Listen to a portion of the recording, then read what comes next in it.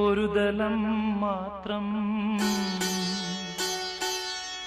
ദലം മാത്രം വിടർന്നൊരു ചെമ്പനീർ മുകുളമായി നീ എന്റെ മുന്നിൽ നിന്നു. ഒരു ദലം മാത്രം വിടർന്നൊരു ചെമ്പനീർ മുകുളമായി നീ എന്റെ മുന്നിൽ നിന്നു. തരളകപോലങ്ങൾ നുള്ളി നോവിക്കാതെ കഴുകാതെ ഞാൻ നോക്കി നിന്നു.